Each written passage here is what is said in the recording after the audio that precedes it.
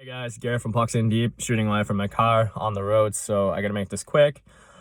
Basically this season with Pucks in Deep, I'm gonna try to do something a little bit different, more capitalizing on podcasts and videos, whether it be on social media or YouTube, to try to kind of engage the audience and to get more content out there faster for any of my loyal viewers that have been reading my articles in the past couple seasons. That I thank you for. My writing time has been more taken back, mainly because, as some of you know, I've been starting to write a book, All Roads Lead Home, and since that eats a lot of my writing time, I want to be able to still do something like this with Pucks in Deep. So I'm going to give this a shot, see how you guys feel, say how I feel about it, and go from there. First things first, it's October 2nd, which means opening night in the NHL.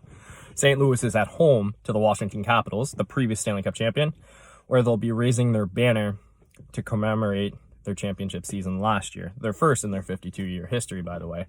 But what I think the most important news, if you haven't seen it yet, check it out.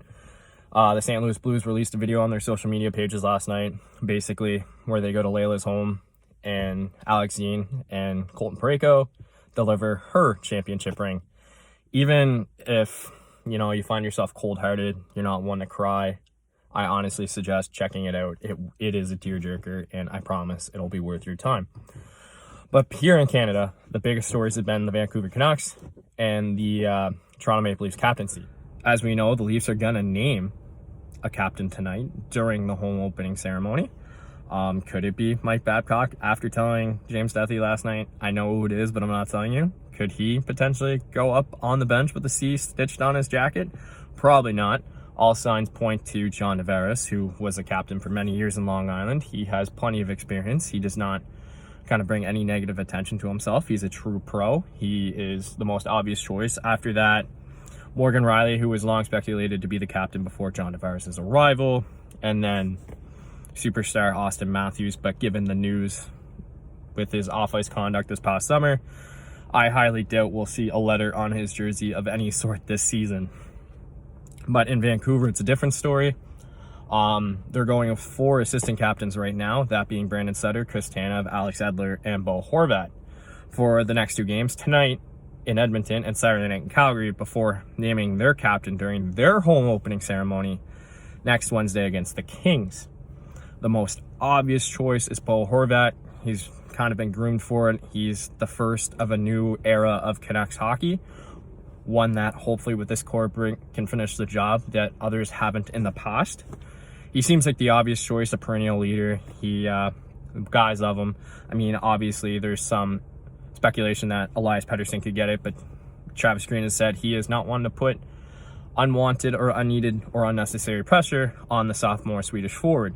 So again, it'll probably be Bo Horvat, given, no curveballs are thrown at us. But then again, Louis Eriksson was supposed to start the year in Utica, have his $6 million contract buried, but instead, Sven Baertschi is the one that reported to Utica, while Louis Eriksson is on the plague to start on the 4th line tonight.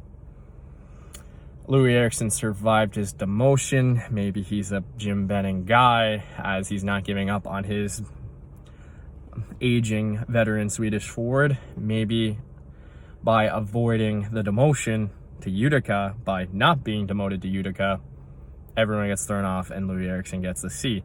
If that was to happen, Canucks fans would riot. I think they're going to riot if Bo's not named the captain of this franchise.